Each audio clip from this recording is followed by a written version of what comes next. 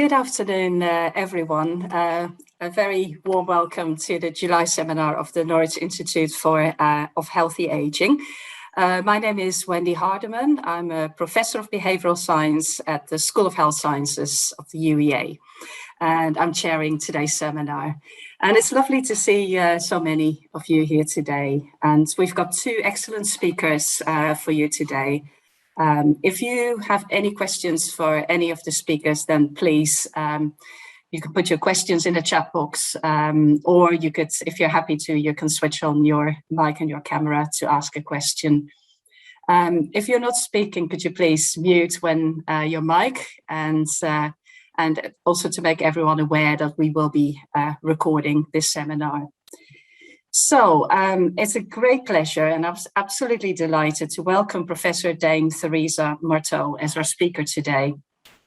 Professor Marteau is Director of the Behaviour and Health Research Unit at the University of Cambridge, and she's also a Director of Studies in Psychological and Behavioural Sciences at Christ College in Cambridge. She has a distinguished academic career which spans 35 years, and her research has had a major impact on policy and practice. Her research interests are wide-ranging and initially focused on risk perception and communication and their weak links with behaviour change. In 2010, Professor Marteau came to Cambridge to found the world-class Behaviour and Health Research Unit there.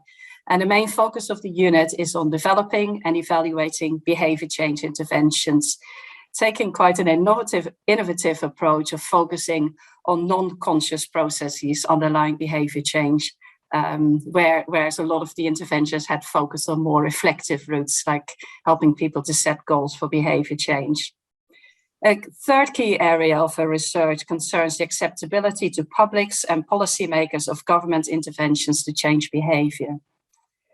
Professor Marteau co-chairs the Lancet Chatham House Commission on Improving Population Health Post-COVID, and she also participates in the UK Government Scientific Advisory Group for Emergencies, better known as SAGE.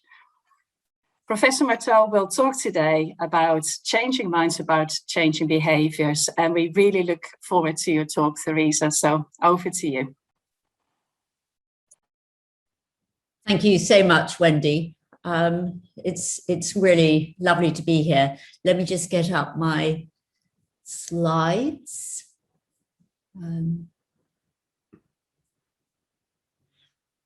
Okay, I'm delighted to be talking to your new Institute of Healthy Aging. And as I think we would all agree, behaviour and behaviour change is absolutely core to healthy aging, and it's our behaviour at all ages and stages of life. So I very much hope that what I'm going to be presenting is of interest to all of you, and I'm keen to hear in the discussion more about what you're doing and how what I'm talking about echoes and is complementary to what you're planning. What I'm going to do is say a little bit about the problem of our behaviour, taking very much a population level approach, to then go on to think about how do we change behaviour to improve health across populations and equitably, talking about 5 things to consider, and then, as I say, come on in the discussion to hear about next steps for researchers. I'm going to talk in not much detail, quite quickly, about quite a lot of things. So I hope you'll bear with me as I take you through this. 4 behaviours contribute most to premature death, poor health and health inequalities: smoking, excessive consumption of food, alcohol, and what most of us are engaged in at the moment, sedentary behaviour. The importance of this is shown on the left-hand side, just thinking about England, where we've got the population attributable fraction, so the contribution to years of life lost, the top 10, and you'll see that the 4 in green are the 4 sets of behaviours I've just mentioned, and you'll note that the metabolic risks in pink, many of those are contributed to by our behaviour. because these behaviors are patterned socially across different groups, so more common in those living in areas of high deprivation, they also contribute to the difference in years of life lived by the poorest compared to the richest, as well as the quality of health in those years. And just to give you an example, these are some data from an American paper looking at American populations, and they're correlational data between life expectancy in those in the lowest 25% income group. And important to note that the correlations are most significant for three of the sets of behavior or outcomes of behavior. So smoking, obesity, and physical activity, explaining much of the premature death. And importantly, if you look at the next set of data below, access to healthcare, not that that's not important, is not coming out as a significant correlate. You'll also notice at the bottom the importance of neighbourhood factors. So, having described how our behaviour is really important, we next want to think about, well, how do we change these 4 sets of behaviours across populations and equitably? A couple of things to say about behaviour and changing it. It's difficult. No, there is no one intervention that's going to do it. We need multiple interventions, but there are less and more effective ways of approaching it. So I'm going to talk, first of all, about some of the less effective ways, which Wendy has already mentioned in her introduction, which is about the presentation of information. Now, there's a very popular idea that informing people of the risks to their health is an important part of changing their behavior. Now, while these kinds of campaigns and images are important in increasing awareness about our behavior and how it affects our health, generally, these are not effective in changing behavior at scale. This then led people to think, well, what about if we personalize the risk information? And using a range of biological markers, told people what their individual risk of developing common chronic conditions such as many cancers, type 2 diabetes. If people understood that for themselves, and they were told that by changing one of the 4 sets of behaviors I've just mentioned could reduce those risks, would it be more likely to change their behavior? I'm just going to use the example here of one of several ways that people can learn about their personalized risk. This one is for a particular company using a genetic analysis where in exchange for a sample of your saliva and about £100, you could find out about your risk of developing type 2 diabetes based on a genetic analysis. And you could then be given personalized information, which, spoiler alert, would come down to something like eat less, move more. So the question is, does this kind of risk information change our behavior? So to cut to the chase, in a systematic literature review published in 2016, where we found 18 randomized or quasi-randomized studies in which one group were given this kind of risk information and another group not, and then there was a measure of their behavioral response to this. What we found was that communicating genetic-based disease risk did not change behavior to reduce the risk. It was a pretty clear flat line. So some people might think, well, that's because it's genetic. It leads people to think, you know, they're pretty helpless about this. It's not something they can change.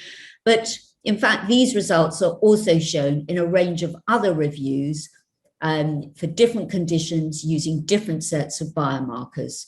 And these show little or no behavior change. Now, as all of us scientists know, a non-significant finding is as important, assuming your methods are good and you've asked an interesting question, that's as important as getting a significant finding. So what might be going on here? Well, it's not that information isn't effective in changing our behavior.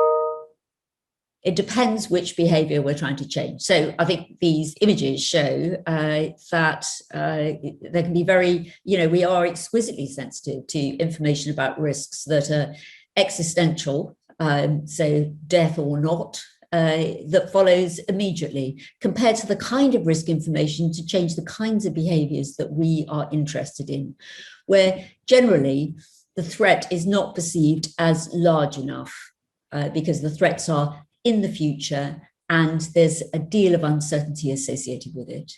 But even where people do perceive that the threat for them is enough for them to change, environments have a very strong influence on much of our behavior, and much stronger than we believe that to be the case, sometimes known as the fundamental attribution error. We think that our behavior is dictated or determined largely by what's inside our heads, our intentions, our motivations, but actually for the behaviors I'm talking about, it's our environments that are having a stronger influence. So that leads us on to think about, well, what aspects of environments might we want to try and change in order to change behavior? And I'm talking about environments in a very loose way. So as I've already said, these kinds of approaches of providing information are less effective. So the kinds of interventions of interest are those that are targeting what I'm simplistically calling different kinds of environments, noting that at any one time we are operating in more than one environment. So in an economic environment, we're interested in pricing policies and how that can shape our consumption and purchasing. In terms of physical environments, I'm going to come on now to give some examples of some of the cues in the physical environments where a lot of the behaviors of interest take place. And I'm going to give you a few examples from my group, because this is where we've been particularly focused in looking at the cues that are shaping healthier and in particular unhealthier behaviors, with a view to thinking about what could be removed from these environments and what could be added to make healthier behaviors more likely. So without going into the detail, we started some years ago in trying to develop a typology of the kinds of cues that could be changed in immediate physical environments, and dividing them up into those that relate to the property of objects or stimuli. And this is focused particularly on food, alcohol, and tobacco, and others that relate to where the objects or stimuli are in the immediate environment. And we've gone on to conduct Cochrane reviews for 3 of these: size, information or labeling, and availability and position. I'm going to give you a snapshot of some of the findings from these studies, just to give you a sense of what we're talking about when I mention size. As you can see from the first image, stuff has got bigger. This is in relation to fast food, an infographic from the US, and you can see along with the stuff getting bigger, the food and the drink getting bigger, so have the people. We also know that there's been an increase in the pack size of cigarettes, and the bottom infographic is from a study that we did where we looked at the size of wine glasses in England over a 300-year period, and those have increased almost 7-fold. So does it make a difference? Well, in a number of studies, we've been generating evidence, and certainly in relation to size, we have pretty good evidence that if you reduce the size of food, wine bottles, wine glasses, you can reduce consumption of those products. For cigarettes, we've got a trial that's ongoing at the moment, looking at the impact of different pack sizes. An example of presentation, we know that standardized packaging of tobacco, so reducing the attractiveness of some of these products, is associated with a reduction in consumption. And finally, on availability, we know that reducing the proportion of unhealthier food reduces their selection. So I'm just going to show two quick slides to give you a snapshot of the evidence on size and availability in relation to food and then wine consumption. So this is the results of a study that we've recently completed that hopefully will be out in the next week or so. No, not week or next 4 weeks, I think, conducted in 19 worksite cafeterias. And it's a very busy slide. I just want you to look at the far left-hand side, the bars there. And what we did was we, in collaboration with the worksites, reduced the availability of higher energy food. So, for instance, if there were 4 main meals that were being served, we reduced the proportion that were 500 calories or more, that were 3 out of 4, reduce it down to 2 out of 4. And we also reduced in a second phase the portion size of the higher energy foods. And what we showed, the outcome measure, is the daily purchase of calories from the worksite cafeteria. By reducing the availability of higher energy foods, we reduced by nearly 5% the calories that were purchased by the people across those 19 work sites. And when we added in size, so reduce the portion size, we get an increase in the effect, so further reduction, so a reduction of 11.5% in the calories that are being purchased by those people. But you will see across the 19 work sites that there's quite a deal of heterogeneity. But that just gives you a sense of the messiness of field studies in the real world and the kinds of evidence that we are generating to try to look at the impact of changing cues in the built environment in order to change behavior at scale. And the only other study just to show you is a study, it's a mega analysis, that's not a typo, of 8 data sets which were generated in my group, where we looked at bars and restaurants using different sizes of wine glass. And what we found was that when the wine glass was 370 milliliters compared to 300 milliliters, then the amount of wine being sold was increased by 7%. And we found the effect in restaurants, but not in bars. And we've gone on to do lab studies, and it looks like this is an effect of more of the wine in restaurants being sold in bottles. And the larger the glass, the more you pour into it. And the more you pour into it, then the more you'll drink. So a simple effect of the size. So that just gives you a snapshot of the kind of evidence we're collecting. As I mentioned at the beginning, a lot of the behaviours that we're looking at are socially patterned, and we need to think about how to address health inequalities. What we know is that by changing cues in the environment, that draws less on the limited cognitive capacity that goes with being poor. So it's not about the kinds of people who are poor, but under conditions of poverty, we have less capacity to be able to focus on intentional routes to behaviour change. We also know that reducing health inequalities is more than just changing behaviour. And we've had a series of reports over the last 16 months from Michael Marmot and his team, the last one coming out, I think it was yesterday or the day before in Manchester. Now, one of my concerns about this, and it's a concern shared with Michael Marmot, is that many people think that in order to change some of the social patterning of behaviour, first of all, we need to address poverty, employment, and education. And Michael wrote a paper with myself and Harry Rutter, published in the BMJ earlier this year, in which we tried to address some of those misperceptions. And so it's not either or. We need to tackle the behaviours directly, as well as tackling some of the causes of the causes. And this is simply, as we explained in the paper, because they have different sets of drivers. Some of them are in common. There's some evidence that if you increase income in the poorest families, that does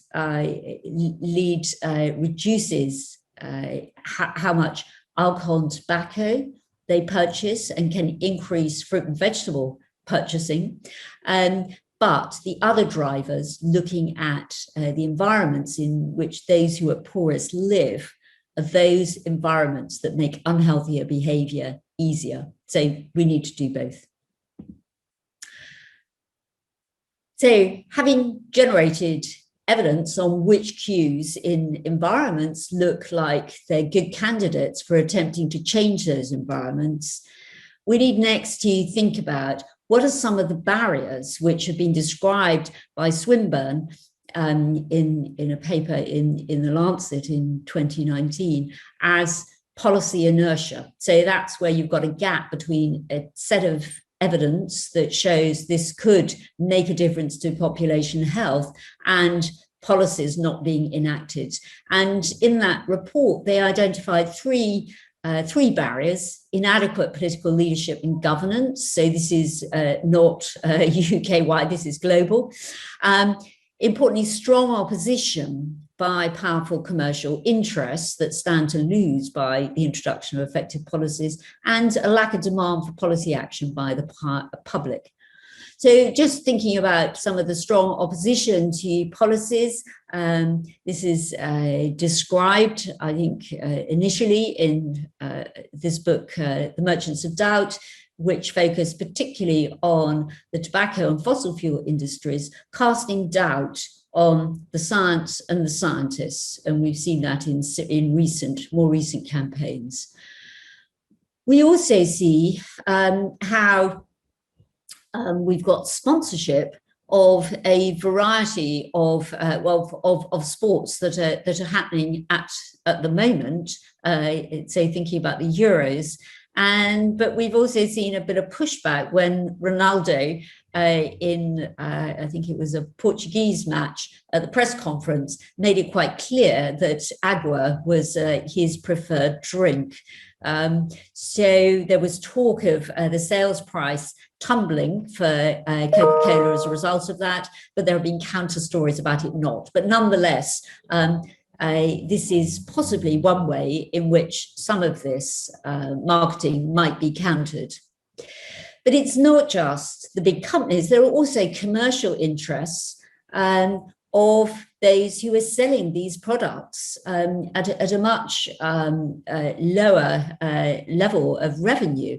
So in our first study, where we documented that larger wine glasses increased the sale of alcohol, the manager of the pint shop where we conducted this study spoke to the Wall Street Journal that ran a piece on it, and said that, as you would imagine, they started using larger glasses. So they got rid of their smaller glasses. And why wouldn't you if you were running the pint shop? And I think what it draws attention to is the asymmetry of evidence that's needed in the commercial sector versus the evidence that's needed for in the area of population health to make a case for regulating in order to reduce consumption of products that harm health.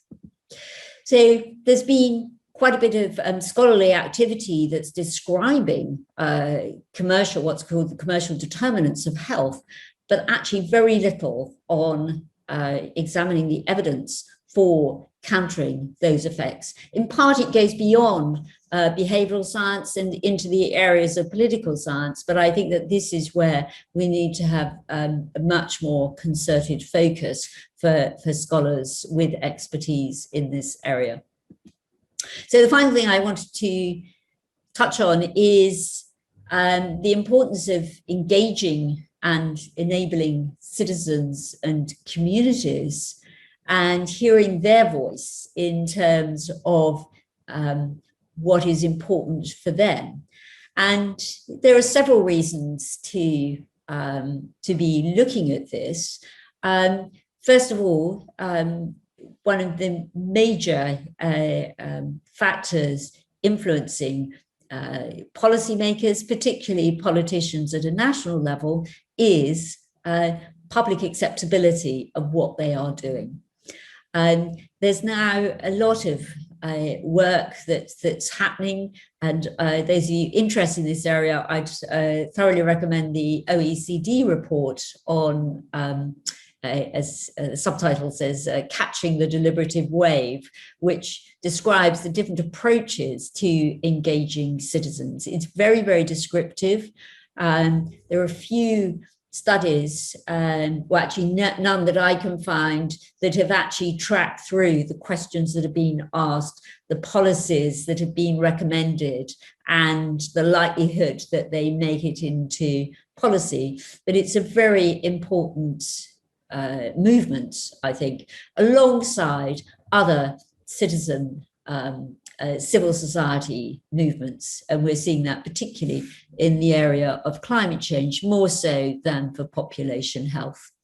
And as I say, this is really significant for its potential to shape national, international, and local policymakers. It may also be an important component of enabling the policymakers to tackle some of those powerful commercial determinants that of health that act against the public interest. One of the things that happens in assemblies and other similar activities is that people are presented with evidence about the effectiveness of interventions in changing behaviour. And is an area that in my own group we've been particularly interested in. So while I've talked about how making people aware of evidence may not change their behaviour to improve their health, what we've seen in this systematic review that we conducted is that presenting people with information about the effectiveness and ineffectiveness of a policy. And just to briefly describe here, we had 36 experiments that were conducted, international literature that we looked at, 20 of them in the area of health, 9 of them in the area of the environment, so climate, and 7 in other areas, education, gun control. And so in those experiments, people were given information about a policy's effectiveness in achieving a policy goal, and another group weren't. And on average, when people were told or shown the evidence, they shifted their attitudes in favour of the policy by around 4%. And importantly, when given evidence, a smaller number of studies looked at this, when given evidence of ineffectiveness, they shifted in a similar direction, but negatively. So that's an incredible canter across a very large terrain. And I'm going to stop there. And I'm really keen to hear from you who've been listening, and particularly those in the new institute, about how this echoes and how it might complement what you're working on. So thank you very much. Thank you very much, Theresa, for a really wide-ranging and wonderful, engaging presentation. A lot of food for thought for all of us. If you have any questions for Theresa, just put them in the chat box, and there are already a few there. So I'm going to start with a question from Colin Cooper, who says, the observation that smoking causes cancer was first identified by Armitage and Dole in the early 1950s. Now, 70 years later, a significant proportion of the UK population still smoke. This is a clear link with a clear outcome. How optimistic are we that other behaviours, such as diet and physical activity, can be changed on a more rapid scale? Yep, great question. So I would say that if you look at rates of smoking in the UK, they've tumbled down. So I think it's, one time it was, I don't know, I'm trying to remember, sort of something like 80% of men at one point were smoking cigarettes. It's tumbled down to around 14% across the population.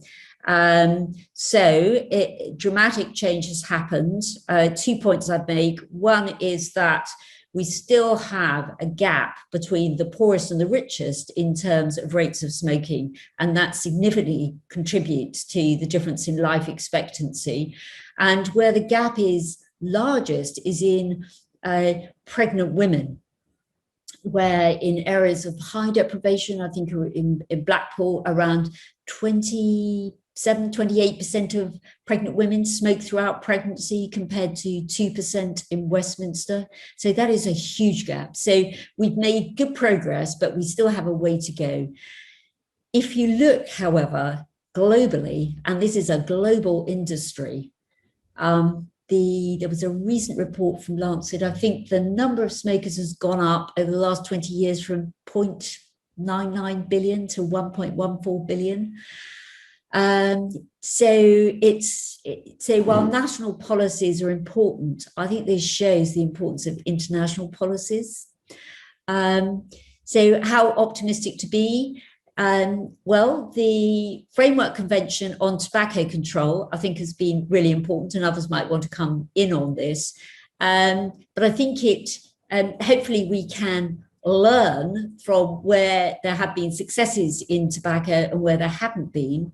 And one of the important things for tobacco was that the industry has been largely kept away from the policy making, which is difficult with food, and also difficult with alcohol.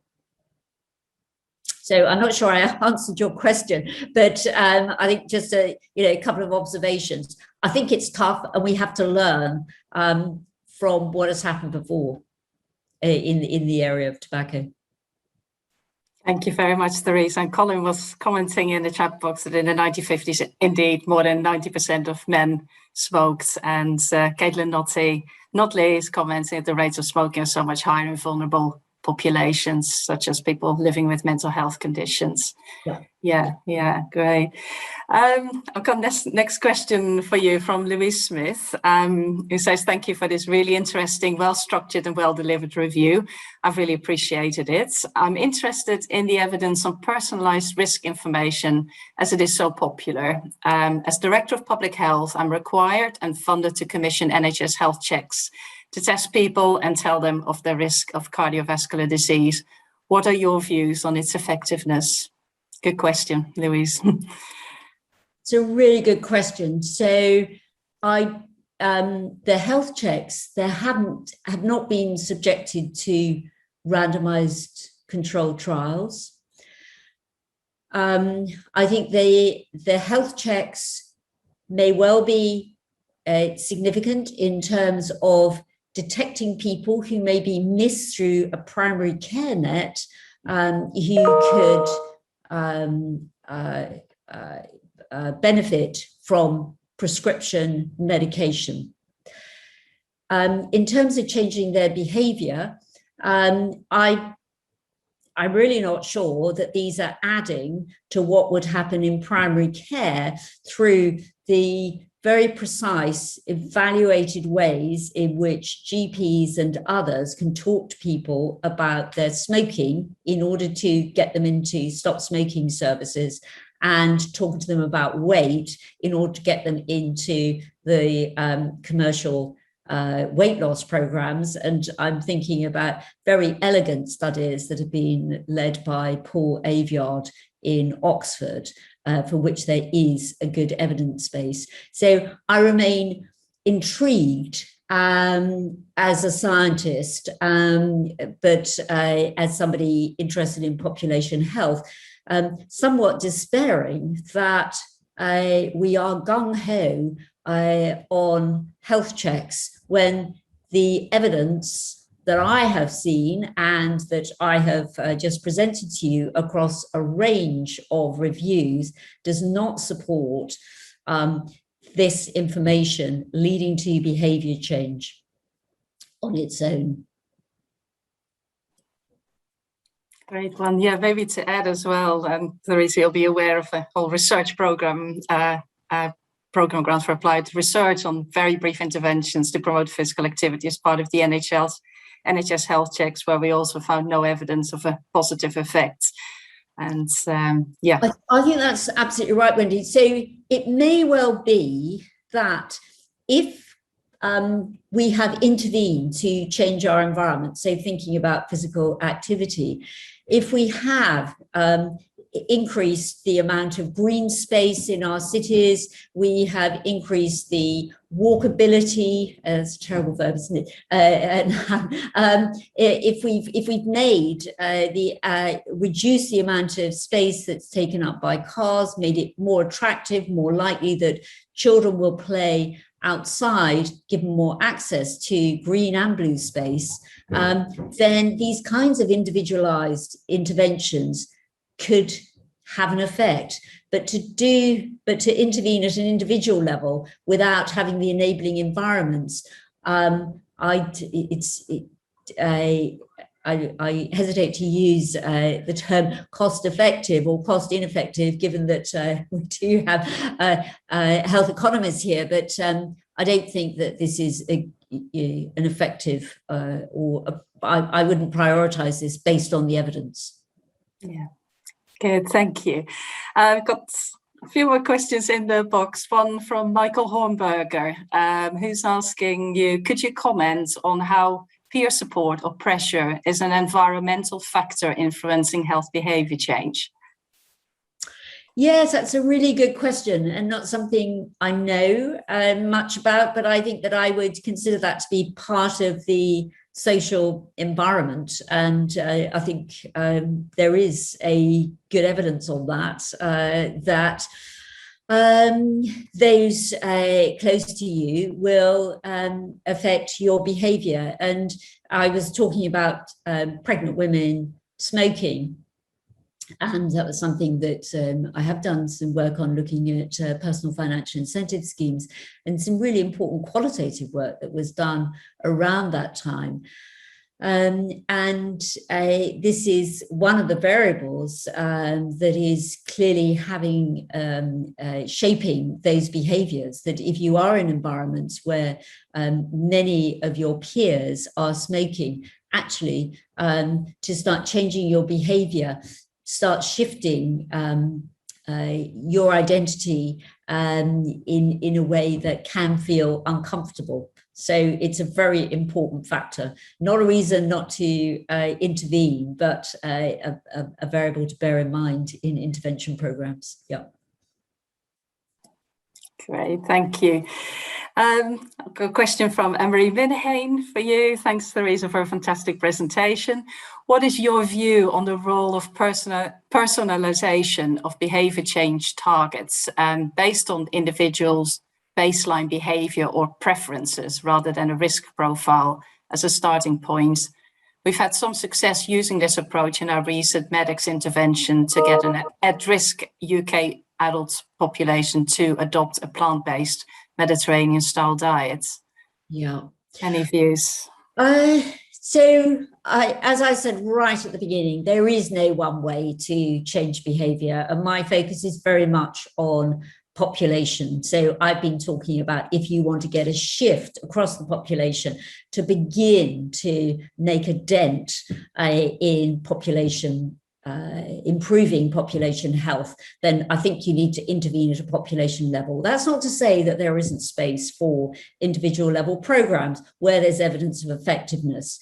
In terms of shifting diets to plant-based, just to give one example, is from a now graduated PhD student of mine, Emma Garnett, who did a lovely study. It was published in PNAS at the end of 2019. And simply, rather like our other cafeteria studies, this was in a college setting, observation of 90,000 meals, rather than 1 out of 4 meals being plant-based, just increasing that to 2 out of 4, a significant increase in students who were then selecting the plant-based meals. It increased by 73%. So it's not to say what you're doing isn't going to make a difference, but intervening at a population level, increasing the availability of plant-based meals, and importantly, reducing the availability of meat-based meals can make a very important difference. So in terms of availability, I didn't really stress this enough. It's not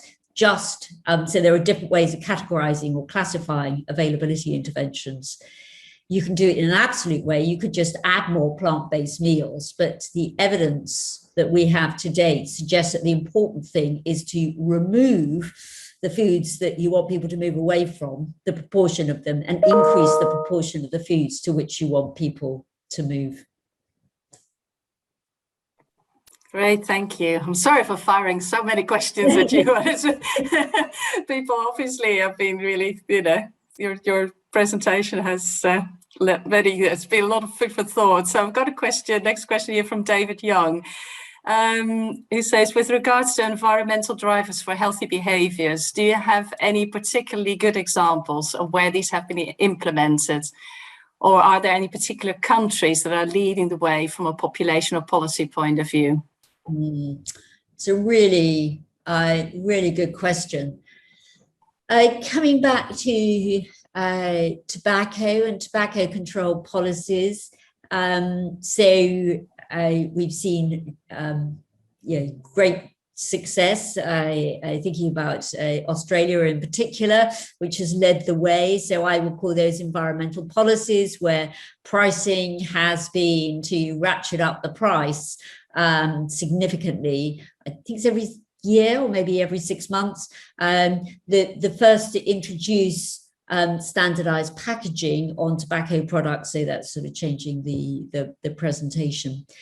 In terms of thinking about food or alcohol environment, well, food environments, I'm not aware of anywhere. That there are studies that are ongoing, thinking about in the Netherlands, I think in Amsterdam, and also in London, where there's a focus on childhood obesity and attempting to change environments to make a difference. Also in Leeds, I think.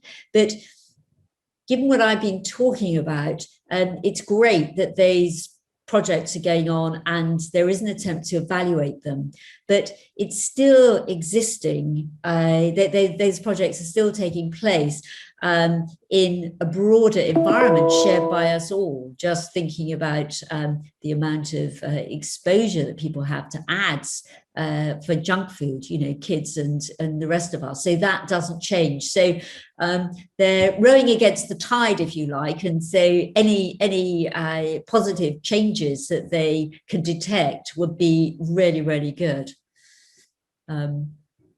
So at the moment, I think it's relatively small and patchy.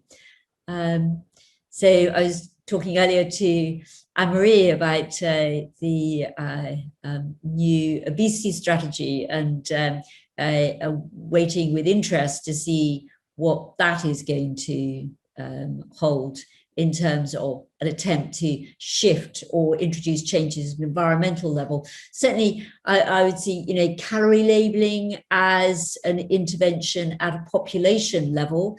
And while that seems not to have an immediate impact on what people are selecting, one of the ways in which it seems to be, may well be having an effect is by shifting the foods that are presented to people as the retailers and producers attempt to get away from having 4 figures for kilocalories attached to their food. So there's some descriptive evidence for that having an effect.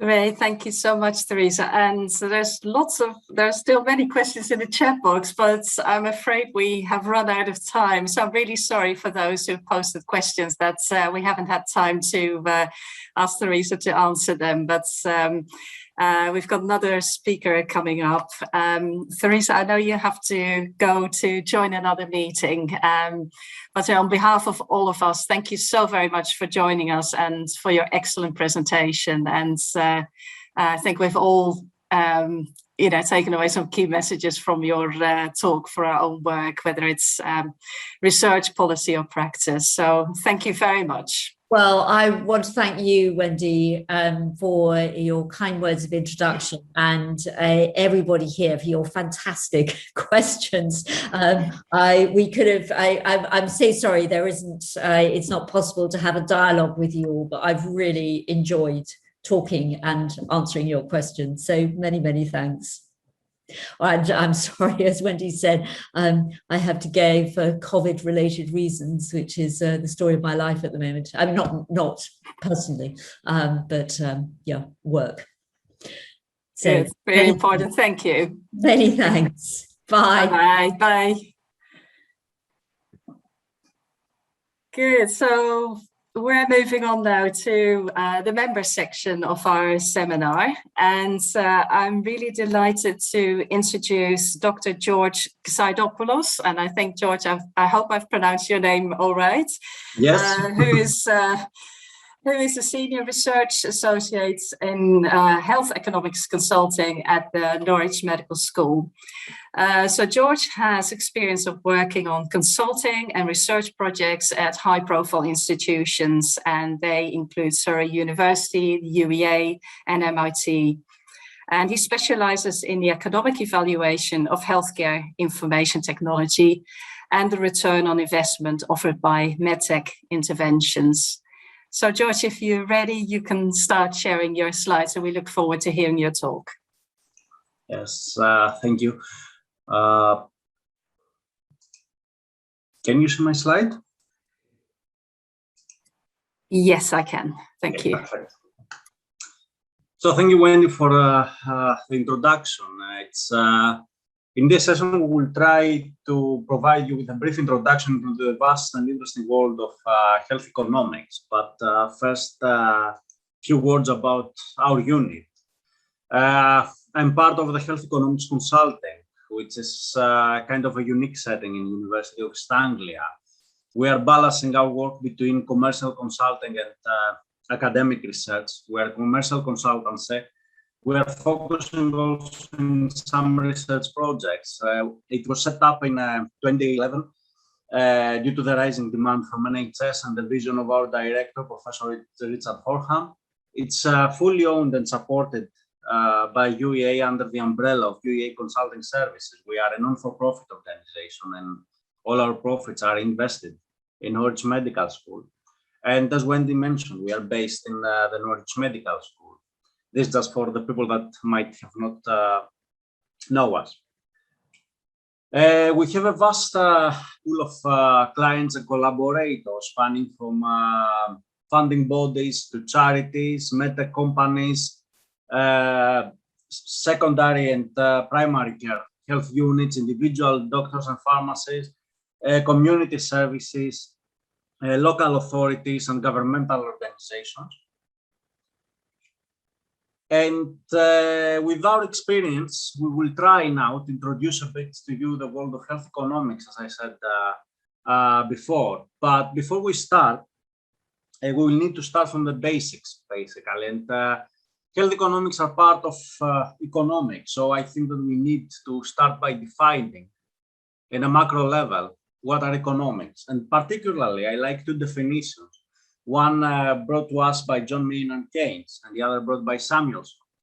Keynes describes economics as a way of thinking, as a train of thought, as a method of logic, actually. And it's closer to the meaning of the word economics, which derived from ancient Greek words, meaning housekeeping, in a sense. So it's like a train of thought, it's a branch of logic on how to keep our financing and manage our resources. Samuelson puts the boundaries of health economics. So Samuelson gives us a perspective, says that health economics are a balancing between scarce resources that we have available and the term of opportunity cost, which is, in a sense, is that if we use these scarce resources for one decision, for one option, these resources will not be available for other options. So although Keynes' definition is more a kind of sets economics as a branch of logic, Samuelson sets it in a more technical kind of perspective, which actually governs modern economics.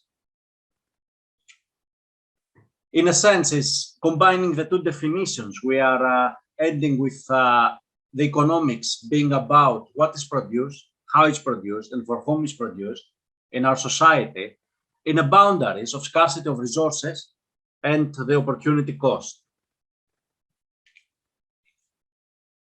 Trying to reflect that to health economics and defining health economics, you can say that health economics is a branch of economics that deals with decision-making, taking into consideration the limited resources in a healthcare system, trying to improve the health of the population in a most effective way. So again, we can see that scarce resources and opportunity costs are present in the definition of health economics. But health is a quite unique sector. And in order to understand the uniqueness of health sector, we need to see how other sectors work. So in a kind of a very simplified example, in other sectors, we have like inputs, which are materials, consumables, working hours, recurrent expenses. We have a production unit, and we end up with an output, which can be a well-defined product or service. Then this goes to the market and society and generates some outcomes. So when we want to evaluate this process, we are comparing the inputs against the outcomes. Healthcare works in a similar fashion, but in healthcare, instead of a production unit, we have a medical care unit. And instead of a well-defined product and service, we're generating health as an output. And health is more difficult to be measured. Also, health creates a kind of derivative demand. We need health in order to achieve our aims in our life. And the actual outcomes that we generate through these processes, quality of life, productivity, more years to live with our loved ones, more years to offer actually to our loved ones, measures that it's very, very difficult to assign a monetary value. It's very difficult to put them in a scale when we are making a decision, when we are in a decision-making process. So there are two main factors that make healthcare a unique sector. One is related to the sector itself and how it's established. So healthcare is a unique and complex economic health sector. Is highly institutionalized and under great government influence. And as we said, it has to address critical resource allocation issues that threaten the stability and threaten also the welfare of the population in the system. But there is also another kind of factor that makes healthcare a unique sector, and these are actually us, the people that we're participating in this. And it starts from the fear of patients for death and for our health. We all have actually, I think that we all, at some point in our lives, we have sought a second kind of medical opinion. We've pushed our GP to prescribe more medical tests to be sure that we are healthy. The other factor is that physicians often they are reluctant to apply new changes in healthcare, and particularly those that come from a technological sector. Broader health professionals like healthcare managers, health economists, policymakers, they have usually a different perspective from the staff that is actually in the front lines and doctors and nursing staff. And health sector actually does not abide by the classic economic theory. It's an inelastic sector, which means like the demand for health services is not significantly affected by the change in prices. Also, there are some other issues inherent to this, is the asymmetry of information between doctors and patients. issues like moral hazard and other terms that we use to describe what makes the healthcare sector a unique sector. And also, all of us, we are putting a pressure towards the system, and we are pushing the policymakers to provide us a perfect, often a utopian healthcare system.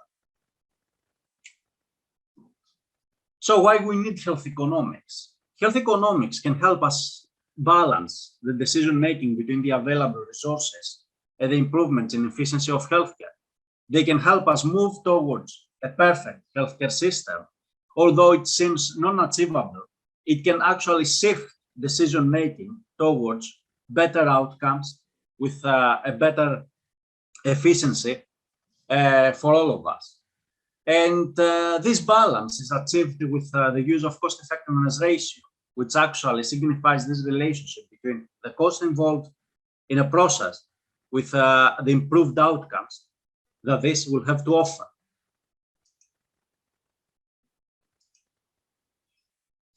Apart from this, health economics offer a formal comparison of the standard usual care, best practices, and potentially other alternatives. They make explicit this relationship between the costs and benefits of new innovations in healthcare. They offer a more systematic way to measure costs and benefits, and especially attaching monetary values to intangible benefits, helps to assess different risks and combines the cost and benefits in a standard framework, so all policymakers across the globe will speak the same language. And currently, it's become like a part of the market access augmentation, which it's needed for every healthcare product before it enters the medical market.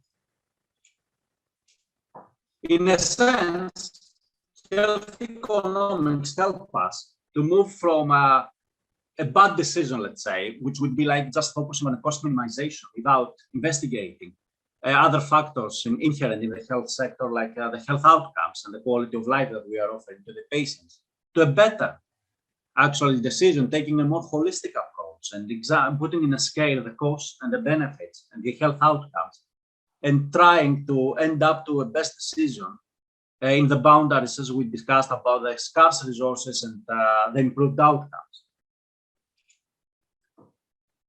In a sense, this comparison is always a comparative comparison. We compare the new intervention against either the current standard of care or other alternatives.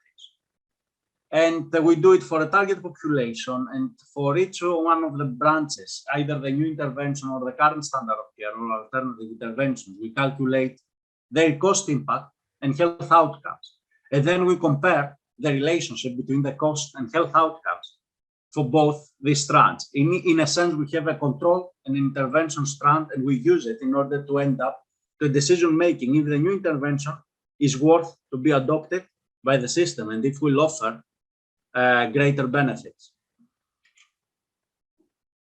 Outcomes are usually measured in quality-adjusted life years. There are other measures like the DALYs, the disability-adjusted life years, but the most common is quality.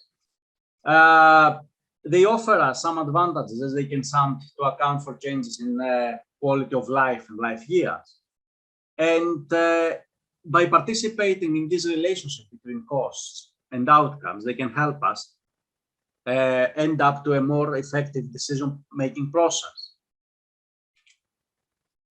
An example of an analysis that we use quite often in health economics is the cost-effectiveness analysis, which signifies the relationship between costs and benefits.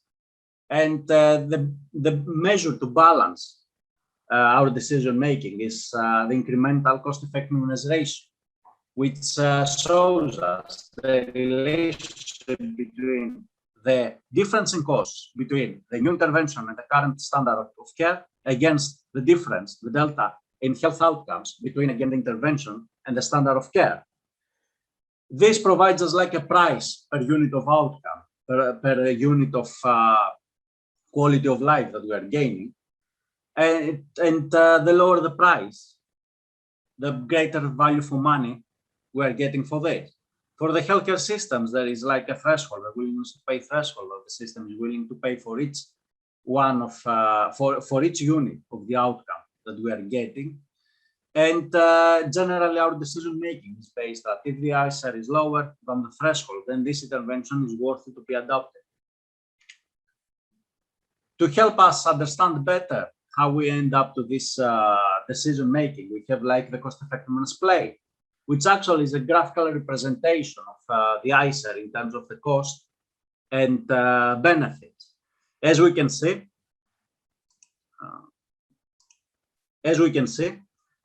if we have our ICER, if the ICER falls in the southeast or northwest quartile of this graph, then we can have like a clear answer about if we will adopt the new intervention or we will reject the new intervention. What happens though if we have the ICER that falls in the northeast or southwest quartile, as this diagram shows? This is a part that we are using in health economics modeling. We are using like stochastic approaches and Bayesian approaches to generate a series of different outcomes by changing our parameters using specific distributions, so we can end up with a scatter plot like this. And in this case, that we are in the northeast quartile, then we cannot answer based on the ICER, but we are using a net monetary benefit or net health benefit to end up the discussion. No matter what is the outcomes, we will we are offering actually a way for policymakers to end up to a well-informed decision. Of course, this model is a slave of its assumptions, and we need to make our analysis as robust as possible. To end my presentation, actually, I would like to discuss some of the work that we have done in HEC and potentially will be relevant for the Norwich Institute of Healthy Aging. In HEC, we are dealing with a lot of short-term projects commissioned by our clients, and we have done work in interventions that reduce the falls in elderly. We have done community-oriented projects like the opportunistic checks for atrial fibrillation in a community setting for community dueling adults above 60 years old. We have done research on interventions about gait improvement and rehabilitation, improved rehabilitation after a hip or knee replacement. And actually, this was a research grant sponsored by Innovate UK. We have evaluated decision support systems for orthopedic conditions and used in an emergency department or a minor injury unit setting. This was funded by the Small Business Research Initiative grant. And currently, we have another grant with the National Axial Spondyloarthritis Society to investigate the cost estimation of late diagnosis of axial spondyloarthritis, also known as ankylosing spondylitis. In the past, we have collaborated with local authorities and specifically the Norfolk County Council to see how a more effective transportation scheme of elderly to the hospital can help in reducing the do not attend and improve actually the medical provision for elderly people in Norwich and Norfolk.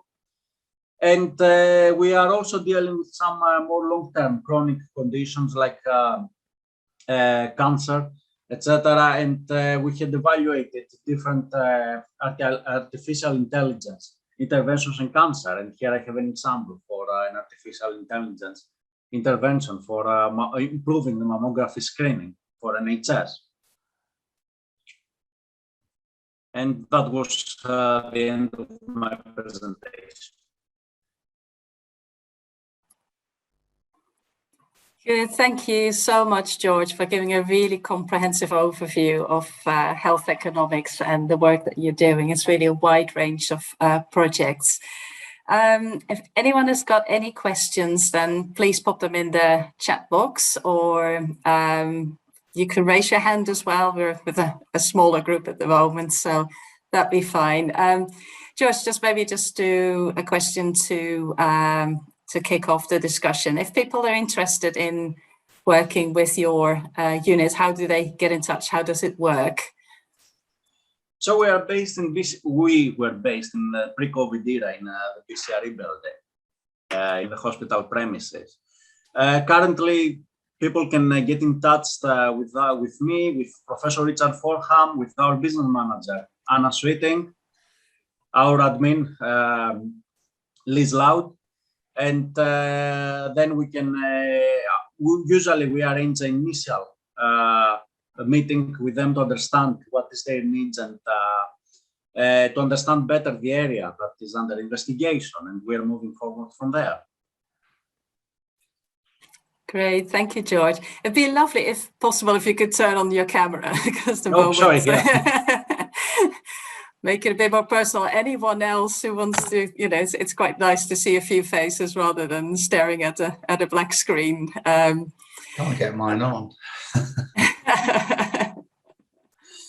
Don't be shy. Don't be shy. Good. Are there any more questions for George? Anne-Marie. Thank you, George. That was really informative. I have a question about the type of data that goes into informing a health economic analysis. In my impression, it's often hard clinical endpoints we use in that analysis.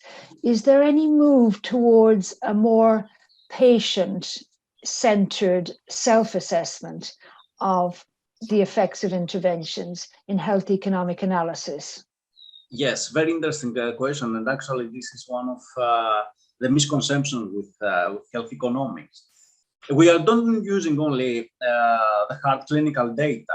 Actually, we measure the outcomes using more qualitative oriented tools like the EQ5D, where they actually reflect the patient's perspective in terms of the outcomes that the intervention or the standard of care generates for their health. But in general, now there is a shift in health economics world, and NIHA, National Institute for Clinical Excellence, shifts toward more real world evidence and data to inform health economics modeling, apart from the usual clinical trials data that was the current gold standard that we were using. Thank you. That's really encouraging to hear. Thanks, George. Great. And I've got a question from Michael Hohenberger in the chat, who's asking, I presume the cost for new treatments become often cheaper the wider they are used. And if so, can one model those future costs? Yes, actually, it's not always the case. It does not mean that the new treatment will always be cheaper than the current standard of care. Actually, I think it's more often to be like more expensive, but offering better outcomes. So in the balance, when we are balancing the cost and the outcomes, we're ending up with a positive decision for the new intervention. Generally, we are in our analysis, we are using different methods, statistical methods, to remove the noise from the data and try to account for potentially changes between different units, different settings, and different time frames in our analysis. But also we inform also a budget impact analysis model for NHS, where we are calculating what would be the impact of adopting a specific intervention for all the population that is considered like the target population. So for example, if we have an intervention about type 2 diabetes, then we create like a national-wide model where all the people that are suffering, what would be the impact, assessing what would be the budget impact for NHS if it was to adopt this intervention for all the people that they are suffering from type 2 diabetes in UK. So we are offering policymakers a more wide perspective to understand and end up with a better decision for all of us.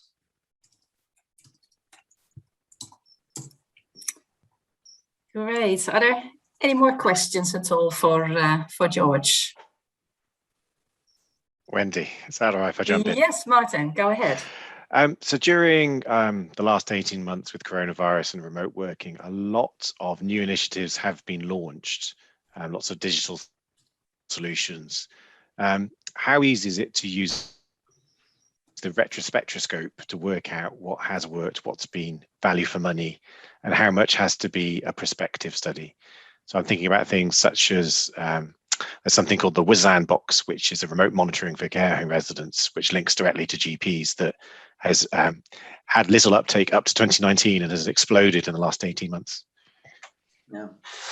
Actually, in this case, like COVID, my personal opinion is that retrospective will be like the most accurate way to start to evaluating all these interventions. We are, in the past year, we were moving like in a kind of a panic state, trying to adopt everything to relieve ourselves from COVID and all the implications that COVID had to our quality of life, working life, personal life, etc., etc. So everybody was jumping on different kind of interventions. I think it's quite difficult to evaluate prospectively. So I think that at some point we need to start going back in time, collect data on the use of all these interventions, and try to evaluate them retrospectively, especially if in the case that I hope that it will not be the actual case, that COVID will stay with us for the next years.